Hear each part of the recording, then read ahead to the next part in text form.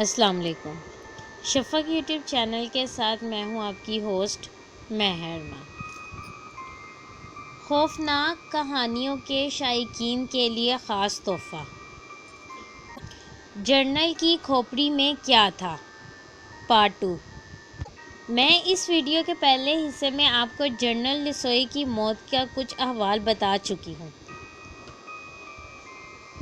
اس کی موت کیسے اور کس طرح سے ہوئی، اس معاملے کو ابھی حل نہیں کیا جا سکا، لیکن حیرت انگیز بات یہ تھی کہ جب اس کے مردہ جسم کو واپس اس کے شہر بھیجا گیا تو کسی کو اس کا منہ دیکھنے نہیں دیا گیا، یہاں تک کہ اس کے گھر اور رشتہ داروں کو بھی اس کی میت کا آخری دیدار نہ کرنے دیا گیا۔ لیکن کیوں؟ اس بات کی حقیقت اس ویڈیو میں۔ جنرل لسوئی کی موت کی خبر کسی کو نہ ہو سکی، اور جن چند لوگوں کو اس کی موت کی وجہ معلوم تھی وہ بتانے سے قاصر تھے۔ پھر آخرکار سر گورمن سے ملاقات ہو گئی۔ سر گورمن جنرل لسوئی کے دوست تھے، اور خوش قسمتی سے جب ان کی موت واقع ہوئی تو وہ آس پاس ہی تھے۔ اب حقیقت صرف سر گورمن ہی بتا سکتے تھے کہ آخر جنرل لسوئی کے ساتھ کیا ہوا، اور اچانک وہ کیسے موت کی وادی میں چلے گئے۔ سر گورمن سے ملاقات کی بہت کوشش کی گئی، لیکن ان سے ملاقات ممکن نہ ہو سکی۔ پھر ایک دن اچانک معلوم ہوا کہ سر گورمن لندن آنے والے ہیں۔ میں نے فوراً سیکرٹری سے رابطہ قائم کر کے ملاقات کا وقت مانگا۔ اس حسینہ جمیل عورت نے بڑے اخلاق سے وعدہ کیا کہ سر گورمن سے ملاقات کے لیے مجھے ضرور مطلع کرے گی، لیکن وہ دن کبھی نہ آیا۔ جب بھی میں فون کرتا وہ یہی کہتی کہ سر گورمن باہر گئے ہوئے ہیں، کچھ پتہ نہیں کب واپس آئیں۔ میں ان سے وقت لینے کی کوشش کر رہی ہوں، آپ انتظار کیجئے، صبر کیجئے وغیرہ وغیرہ۔ کبھی یہ بہانہ کہ موصوف کی طبیعت ناساز ہے، ڈاکٹروں نے ملنے جلنے سے منع کر رکھا ہے۔ ان باتوں اور ٹال مٹول نے میری آتش شوق کو اور بھڑکا دیا۔ میں سمجھ گیا کہ مسٹر گورمن ملنا نہیں چاہتے اور پیچھا چھڑانے کی فکر میں ہیں۔ آخر میں نے ایک خط انہیں لکھا کہ مجھے ساری کہانی کا علم ہو گیا ہے، صرف آپ کی تصدیق چاہتا ہوں۔ اگر آپ نے اپنا فریضہ ادا نہ کیا تو میں یہ کہانی نتائج کی پرواہ کیے بغیر منوعین اپنے اخبار میں چھاپ دوں گا۔ یہ دراصل گہری چال تھی جو مجھے چلنی پڑی۔ خط بھیجنے کے 3 روز بعد ہی مجھے سر گورمن کا وہ تار ملا جس کا ذکر میں اوپر کر چکا ہوں۔ میں آپ کو یاد دہانی کے لیے اس تار کا دوبارہ ذکر کرتی چلوں۔ الفاظ تھے: شب کے 8 بجے کارڈینل کلب میں ملیں، گورمن۔ یہ چند الفاظ تھے جو اس تار میں سر گورمن نے بھیجے تھے۔ اب میں کارڈینل کلب کے پرسکون، گرم اور آرائش سے بھرپور ہال میں بیٹھا انہی حالات پر غور کر رہا تھا کہ دیکھیں مسٹر گورمن کیا داستان سناتے ہیں کہ ایک دم میرے قریب کوئی کھڑا ہو گیا۔ یہ طویل قد اور مضبوط جسم کا ایک باوقار آدمی تھا جس کی بوڑھی مونچھیں بے حد شاندار اور خوبصورت لگ رہی تھیں۔ اس نے سیاہ رنگ کا بیش قیمت لباس پہن رکھا تھا اور سیاہ جوتے اتنے چمکدار تھے کہ ان میں بلا شبہ اپنی تصویر دیکھی جا سکتی تھی۔ میں ہڑبڑا کر اٹھ کھڑا ہوا۔ نوارد نے مسکرا کر سوالیہ انداز میں کہا، آپ ہی ایوننگ اسٹینڈرڈ کے مدیر ہیں؟ میں نے اثبات میں سر ہلا دیا۔ اس نے مصافحے کے لیے ہاتھ بڑھاتے ہوئے کہا، میرا نام مائلز گورمن ہے، تشریف رکھیے۔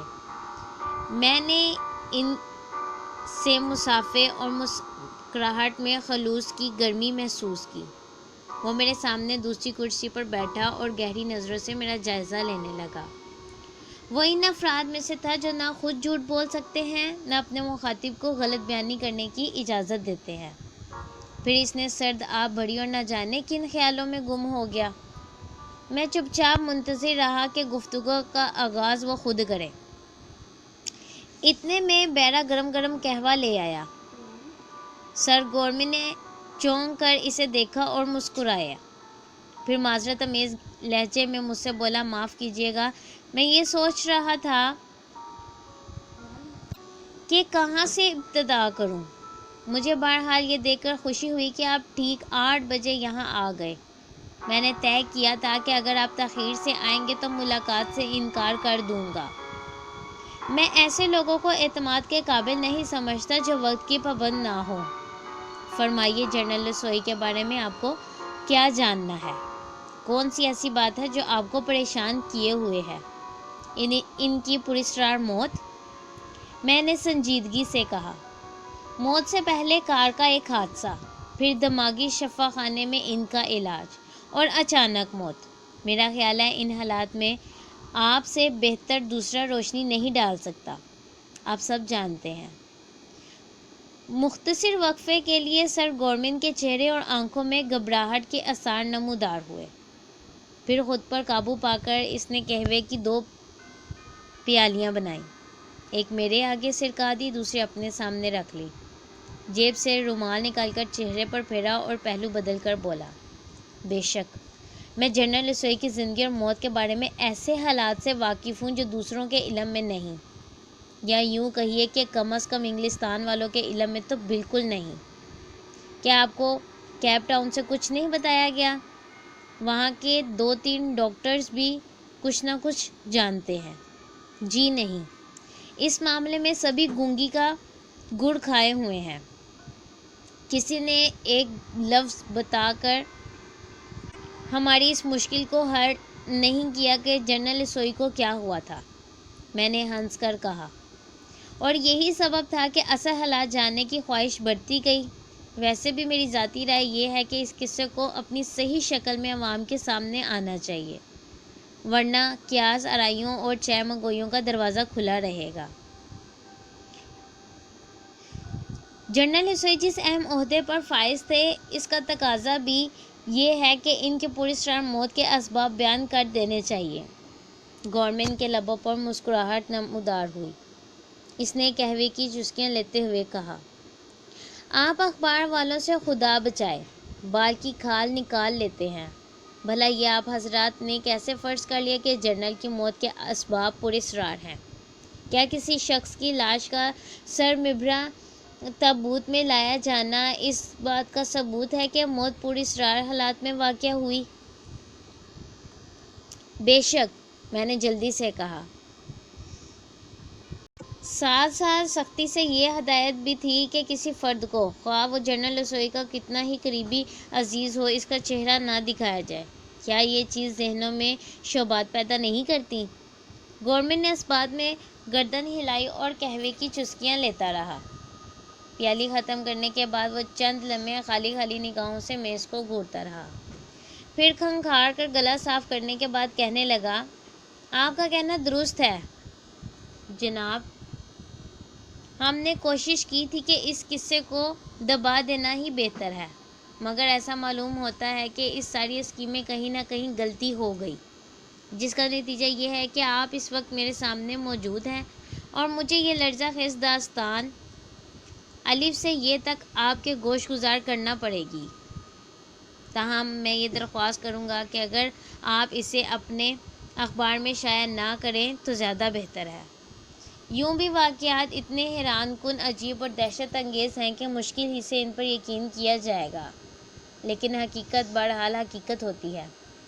میں آپ کو جنرل رسوئی کی زندگی کے آخری چند مہینوں کے واقعات مختصر انداز میں بتاؤں گا۔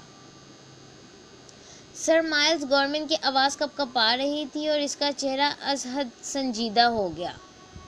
جوں جوں اس کی آواز میں لرزش بڑھی، میرے دل کی دھڑکن تیز رفتار ہوتی جا رہی تھی۔ میں نے بے چینی سے پہلو بدلا اور ہمتاً گوش ہو گیا۔ شاید میں اس صدی کی سب سے حیرت انگیز اور ڈراؤنی کہانی سننے والا تھا۔ اس کا اندازہ میں نے سر گورمن کی مضبوط شخصیت اور خوفزدہ ہوتے دیکھ کر لگایا تھا۔ اس نے خوشبودار سگار سلگایا اور 1-2 کش لینے کے بعد دھیمے لہجے میں بولنا شروع کیا۔ ان کی آواز بھرا رہی تھی۔ آج سے ٹھیک 11 ماہ قبل کی بات ہے۔ یہ ہفتے اور اتوار کے درمیانی شب تھی۔ سفارت خانے کے کسی جونیئر افسر کے ہاں عشائیہ تھا۔ جن لوگوں نے اس عشائیے میں آنا تھا اور جن لوگوں کو اس نے مدعا کیا تھا، ان میں میرا اور جنرل اسوئی کا نام بھی شامل تھا۔ رات نہایت حسین تھی۔ کھانا بہت لذیذ اور مشروب بےحد نفیس تھا۔ پھر سبھی لوگ آپس میں بتکلف تھے۔ خوب ہلا گلا چل رہا تھا، ہنسی مذاق ہو رہا تھا۔ گانے بجانے اور رقص کی محفل بھی گرم رہی۔ یہ ایک یادگار تقریب تھی جس میں آدمی جی بھر کر حظ و مسرت کے خزانے لوٹتا اور لوٹتا ہی چلا گیا۔ سورج نکلنے میں بھی غالباً 1-1.5 گھنٹہ باقی ہوگا کہ ہم نے اپنے میزبان سے اجازت چاہی۔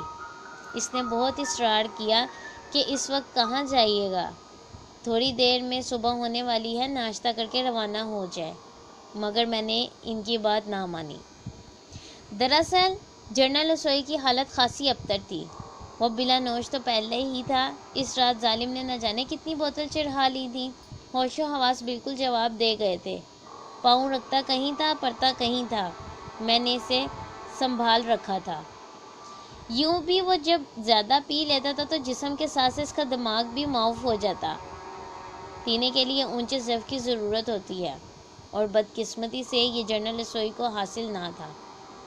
تقریب میں سفارت خانے کے افسروں کی نوجوان اور حسین بیویاں بھی شریک تھیں۔ جنرل نے ان کی موجودگی اور ادب محفل کا لحاظ کیے بغیر بیہودہ زبان استعمال کی تھی، لہٰذا یہ اور ضروری ہو گیا کہ اسے وہاں سے لے جاؤں۔ چنانچہ ہم دونوں مکان سے باہر نکل کر گیراج کی طرف چلے جہاں میری اور جنرل کی کاریں کھڑی تھیں۔ جنرل اسوئی مصر تھا۔ آئی ریپیٹ، جنرل اسوئی بس ضد تھا کہ وہ ٹھیک ٹھاک ہے اور اپنی کار خود چلائے گا۔ میں نے اسے سمجھایا کہ خاصی دور جانا ہے، راستہ بھی خطرناک ہے، ویسے بھی اندھیرا ہے، شاید وہ گاڑی نہ سنبھال سکے، میں اسے اپنی کار میں لے چلتا ہوں۔ یہ سن کر وہ طیش میں آ گیا اور مجھے گالیاں دینے لگا۔ پھر اس نے اپنی گاڑی سٹارٹ کی اور چل پڑا۔ میں دیکھ رہا تھا کہ وہ پوری طرح نشے میں ہے اور یقیناً کسی کھڈا یا کھائی میں کار گرا دے گا، مگر جنرل کی ضد مشہور تھی اور وہ اس سے کسی طرح باز نہیں رہ سکتا تھا۔ میں نے اس کے تعاقب میں اپنی گاڑی لگا دی۔ وہ مجھ سے کوئی 1 فرلانگ آگے جا رہا تھا۔ اس کی کار دائیں بائیں ہچکولے کھاتی ہوئی دوڑ رہی تھی۔ 20 میل تک ہم اسی طرح چلتے رہے۔ راستہ سنسان اور ویران تھا اور ہم ایک جنگل کے اندر سے گزر رہے تھے۔ اس تمام راستے میں مجھے ایک بھی زیرو دکھائی نہیں دی۔ دفعہ میں نے دیکھا کہ جنرل اسوئی کی کار سڑک سے اتر کر چھوٹے بڑے گھروں میں اچھلتی لڑکتی بڑی قوت سے بھاگتی ایک بڑے درخت کے تنے سے ٹکرائی اور رک گئی۔ تو یہ تھا وہ حادثہ جس کا ذکر میں نے سنا۔ گویا اس کہانی کا یہ جز صحیح نکلا، میں نے کہا۔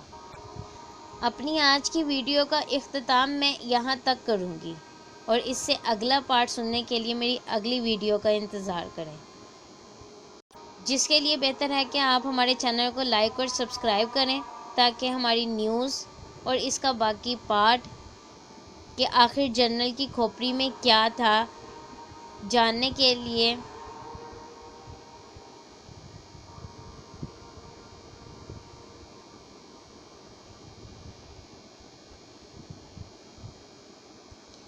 شفق یوٹیوب چینل کو لائک اور سبسکرائب کریں۔ شکریہ۔